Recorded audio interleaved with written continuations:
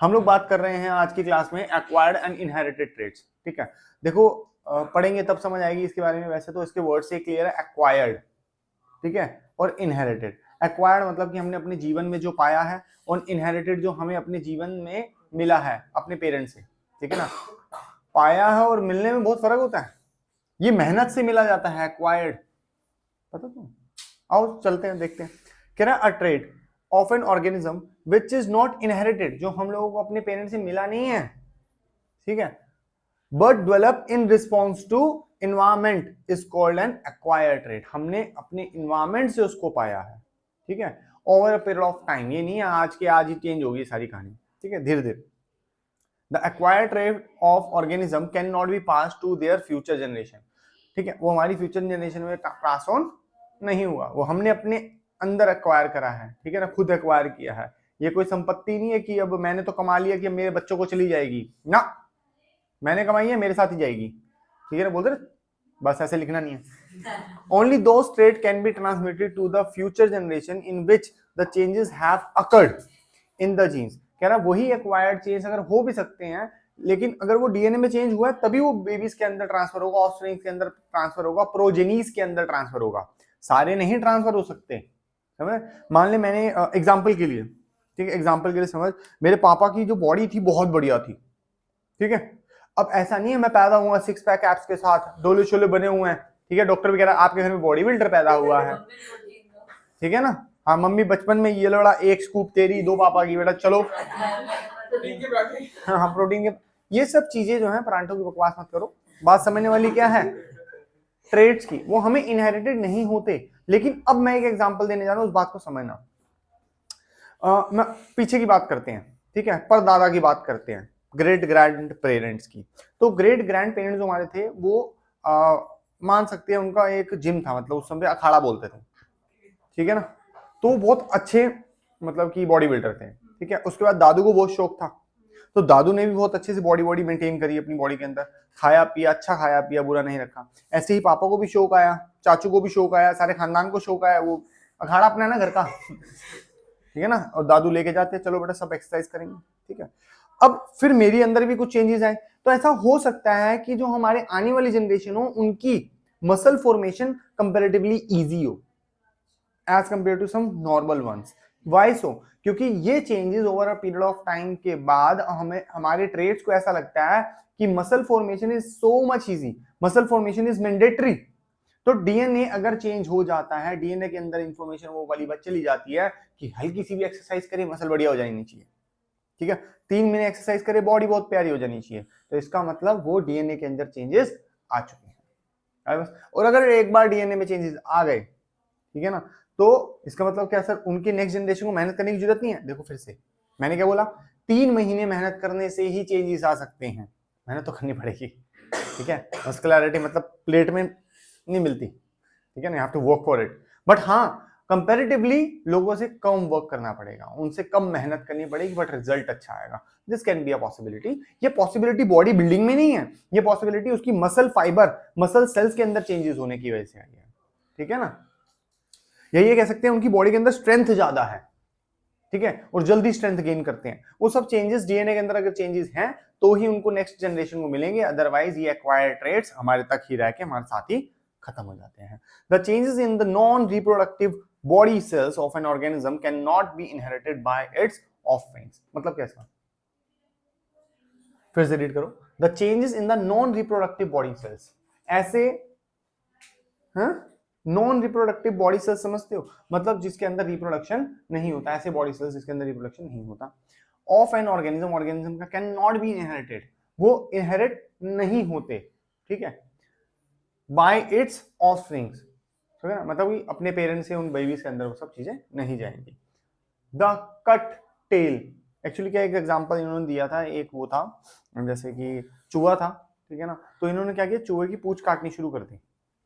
मतलब कुछ अर्ली समय पे हुआ करता था ब्रिटेन में, कुछ इंडियन जो थे या इंडिया के अंदर जो ब्रिटेन के लोग आए थे, वो लोग रिवॉर्ड देते थे, हाँ, कि चूहे की पूंछ लेके आओ तो हम आप लोगों को रिवॉर्ड देंगे। उस समय पे कुछ चूहे ज्यादा हो गए थे तो कुछ दिक्कत परेशानी थी, तो लोगों ने, गवर्नमेंट ने ऐसा कुछ किया था, पूंछ काट के लेके आओ, यू गेट सम रिवॉर्ड्स, ठीक है। तो लोगों ने चूहे को नहीं मारा, उसकी पूंछ काट दी, ठीक है, खाली पूंछ काटी और लेके चले गए, रिवॉर्ड्स ले लेते थे, ठीक है। ऐसा इंडिया के अंदर भी हुआ था, ठीक है, स्नेक्स के लिए। तो वो कहते थे जितने स्नेक्स लेके आओगे तो हम उतने आपको रिवॉर्ड देंगे, उतने पैसे देंगे। तो लोगों ने घर में स्नेक ही पालना शुरू कर दिए थे। कह रहा कितने चाहिए वो बता। वो लोग कह रहे थे हमें बचना है स्नेक से, तो लेके आओ, हम अपने सामने मारेंगे, सो दैट एक समय ऐसे आएगा स्नेक्स मर जाएंगे, सारे खत्म हो जाएंगे। उन्होंने बोला अरे रुकना, हम इंडियंस हैं। जनरेशन करवा इनकी टनाटन, अंडे हो रहे हैं उनके घर में ही, अंडे आ रहे हैं, फर्स्ट क्लास उनका ख्याल रखा जा रहा है, समझ रहे ना, खिलाया पिलाया जा रहा है उनको। और फिर ये लो, मेरे को थोड़ा मिले, मेरे को याद थोड़ा। एक एग्जांपल दे रहा हूँ, ऐसे ही एक एग्जांपल था, the cut tail of a mice is an acquired trait which is never passed to their progeny। ये नहीं है हमने इतनी जनरेशन की पूंछ काट दी तो नेक्स्ट जनरेशन बिना पूंछ के पैदा होगी, ठीक है, वो वापस पूंछ के साथ ही पैदा होगी, समझ रहे हो। अगर ये चेंजेस उसके डीएनए में हो जाते तो बिना पूंछ के पैदा होती, लेकिन वो डीएनए में चेंजेस नहीं आते। एक्वायर्ड ट्रेट्स इतनी जल्दी चेंज नहीं करते डीएनए को, इसलिए थोड़ा ध्यान से। हो गया। अब बात आती है इनहेरिटेड, तो बेटा आए ही पेरेंट्स ही हैं, वो तो जाएंगे आगे बेबीज के। कुछ हैमस्टर्स होते हैं और घर वाले चूहे होते हैं, डिफरेंस है? मुझे पता नहीं है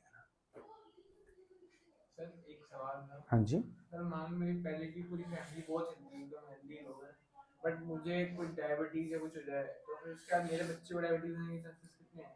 हाँ, वंस अगेन अगर तेरे से चालू हुई है ये बात, ठीक है, वैसे डायबिटीज होना इज हार्मोनल चेंज, ठीक है। अगर आपके हार्मोन में प्रॉब्लम है और वो इन्फॉर्मेशन डीएनए बहुत जल्दी पकड़ ली है, ठीक है, तो हाँ हो सकता है, ठीक है। लेकिन ये वाली बातें ना over a period of generation में समझ आती है, सिंगल जनरेशन में होना बहुत मुश्किल है, ठीक है ना। वो दूर से धीरे धीरे आ रही हो तो नेक्स्ट में आने के चांसेस ज्यादा हो जाते हैं। अगर तेरे ही हैं तो तेरे एक्वायर्ड है ना, समझ रहा है। तो जैसे स्टार्टिंग में मिथ बना था जब हम छोटे थे कि मम्मी पापा को चश्मा लगा हुआ है तो बच्चा भी पैदा होगा चश्मे के साथ, मतलब पैदा हुआ उसको दिख नहीं रहा, चश्मा लगाया वो फर्स्ट क्लास देख रहा है, तो ये मिथ है।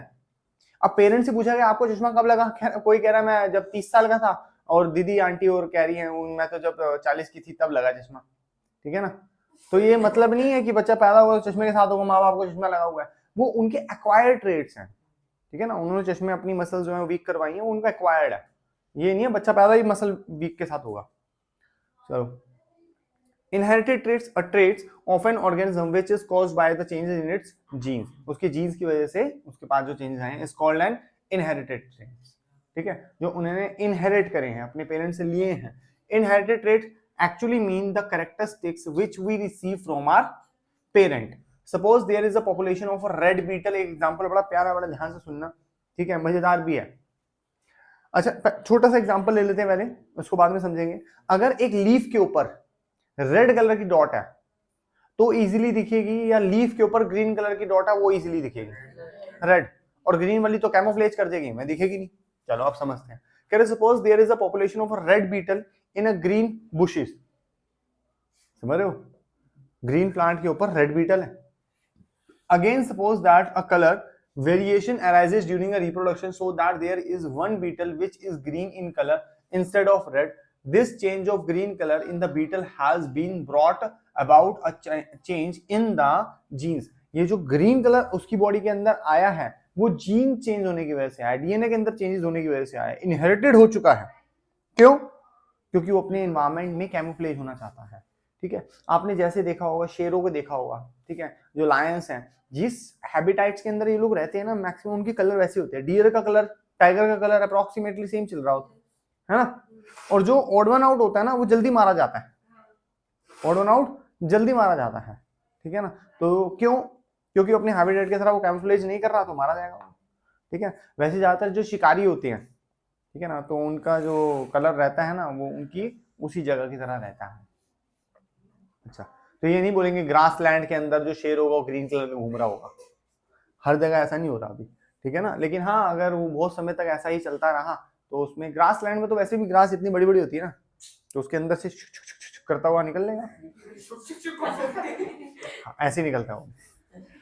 Of the reproductive cells, the green color of this beetle is an inherited trait which can be passed on to the next generation। अगर वो inherited हुआ है तो pass on हो जाएगा, अगर inherited नहीं हुआ तो pass on नहीं होगा।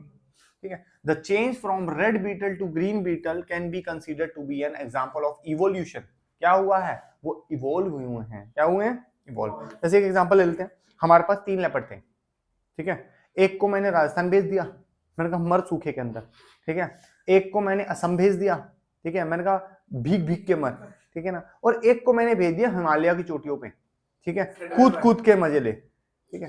अब जान लो जब मैं 5000 साल बाद उनकी जनरेशन के साथ मिलने गया तो उनके अंदर एंटायर चेंजेस देखे गए, ठीक है ना। ऐसे जैसे वो कभी एक फैमिली के थे लेकिन अब नहीं है, समझो। लेपर्ड किस किस नाम से जाना जाता है, स्नो लेपर्ड, ठीक है, नॉर्मल लेपर्ड। अच्छा, लेपर्ड्स की क्या क्वालिटी होती है, पेड़ों पे चढ़ जाते हैं, मस्त सोरे होते हैं, ठीक है ना, तेज भागते हैं। वो जैगवार नहीं था, लेपर्ड्स भाग जाते हैं, उड़ते कूदते हैं उनकी, हाँ वो कैपेसिटी बहुत अच्छी है ना। अच्छा जी, तो स्नो लेपर्ड का हम लोगों ने इतने सालों बाद देखा, वो उसका कलर क्या है, व्हाइट, कैमोफ्लेज कर रहा है ना स्नो के साथ, ठीक है। और इस वाले का वही पैचेस, ठीक है ना, वो वाले पैचेस, क्यों, क्योंकि वो कैमोफ्लेज उस तरीके से करता है ना।